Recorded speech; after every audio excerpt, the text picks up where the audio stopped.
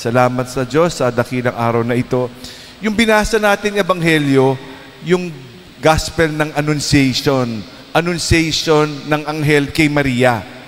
Hindi yan yung piyesta ngayon. Ang piyesta ngayon, yung in a certain sense, Annunciation kay Anne bago isinilang si Maria sa sinapupunan ni Santa Ana. So it was, kaya nalilito yung mga tao Yung binasa natin gospel, yun yung Feast of Annunciation. March 25. Plus 9 months, December 25. So yun yung bias. Kaya yun yung Annunciation, yung conception ni Jesus. Conception. Birth, December 25. So in-announce ng anghel, yun. Kaya nakakalito lang ng konti. No? Today, we celebrate. So, kung babalik tayo, siguro mga 13 years before this gospel, about 13 or 14 years, because Mary was supposedly about 13, 14 years old. Bata pa si Maria nung binasa to No? She was, so kung babalik tayo, 13 or 14 years later, before, in the womb of Saint Anne, sa Santa Ana, ngayon na-conceive si Maria sa sinapupunan ni Santa Ana. No? Yung ating parokya dyan, Santa Ana, di ba? Yun. She was conceived in the womb 9 months before the birth of the Blessed Virgin Mary, which is September 8. No? So, kaminsan nakakalito lang. But anyway, I will go to a little background story. Alam nyo, may mga tao, pag naglalakad sa ulan, sabi ko, waterproof tong mga taong to No? Malakas ang loob sa ulan. No? Parang hindi ka natatakot magkasakit. Kami mga Top Gun, no? Kami mga walang buhok. Takot na takot kami sa ulan. Konting ulan lang, parang diretso sa lagnat, sipon. No? Kaya hindi kami waterproof. Kayo waterproof. Yung mga madre, waterproof. Meron laging belo di ba? Pero pag malakas ang ulan, hindi rin waterproof. Bakit ko sinuwento yan, no? Ang ating mahal na ina, hindi waterproof. Sin-proof. Pakiulit lang. Sin-proof. Walang kasalanan. She was prevented from sin. She had the privilege not to be stained by sin. A privilege. Wala siyang kasalanan. Siya lang, sa buong mundo, sa lahat ng sinilang, siya lang ang pinaglihi na walang kasalanan. She was without sin. But it does not mean she was not tempted. Pwede siya magkamali pwede siya madapa So hindi porket sin-proof, it does not mean hindi siya natutukso, hindi siya nagkakaroon ng kahinaan, hindi lang siya bumibigay sa tukso ng kasalanan. Si Jesus ba tinukso? Of course. Wala nang exemption sa tukso. Pag ikaw ay maging tao, si Jesus ay tao, siya rin natukso, katulad natin. Pero, how do we become sin-proof? Kung kaya ni Maria, except for being conceived without sin, we can become sin-proof. Pwede naman Posible. Napakahirap, pero posible to be without sin. First, katulad ni Maria, may anghel. Sabi dumating sa gospel ngayon, di ba? Hail, full of grace. Wow, the Lord is with you. No? We are not full of grace, but the Lord is with you. The Lord is with you? Kaya nga sinasabi, the Lord be with you. Di ba? Ang sagot ninyo, the Lord be with you.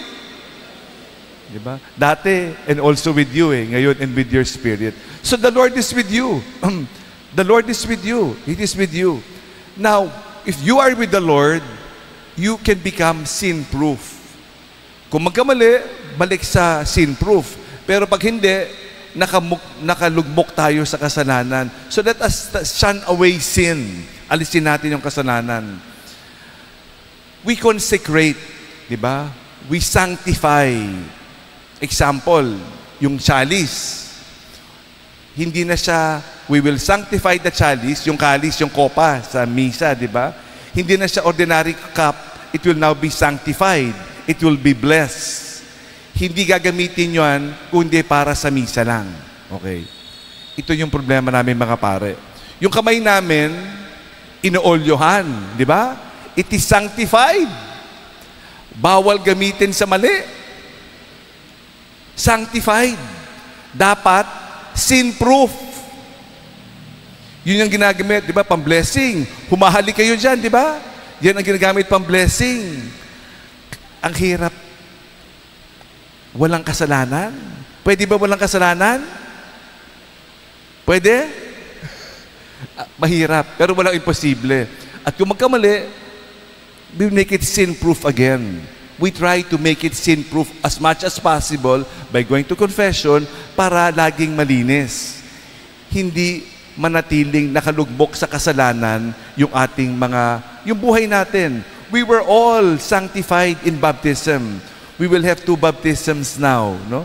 Si Jean at si Princess, dalawang anghel, no, na bibinyagan natin pagkatapos na ito. Kaya kita nyo, mamang anghel, mamaya ang bumaba sa lupa mula sa langit. Diba? Napaka-cute nitong dalawa. So we will baptize the 2 of them.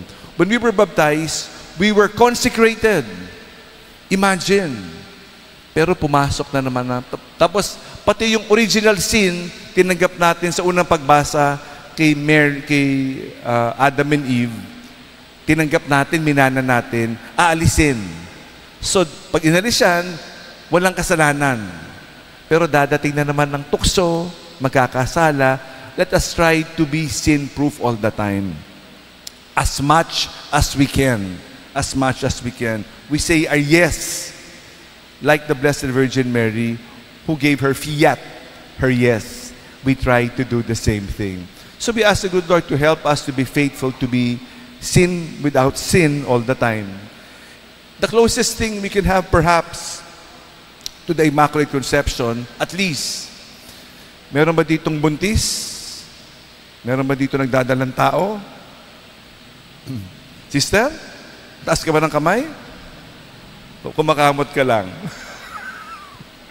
Kararating lang ni Sister Nazaria, kaya jet lag pa. Sige.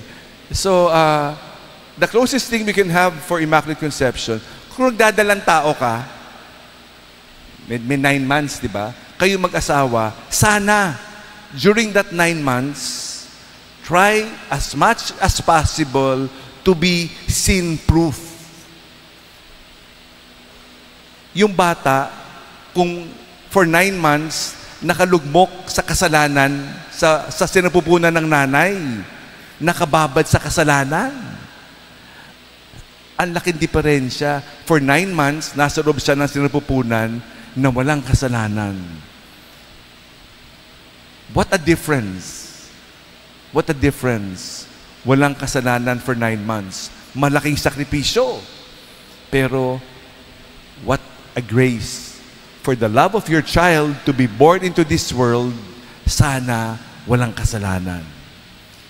So we pray, yung mga nagbabalak na mabuntis, in honor of this day, in honor of Mary conceived without sin, may be conceived for the next 9 months without sin. What a beautiful gift to the child. What a gift. No? So we thank God for this great yes of the Blessed Virgin Mary. She is sin-proof and she remained to be sin-proof. So she is the greatest model. Because of that, wala naman imposible.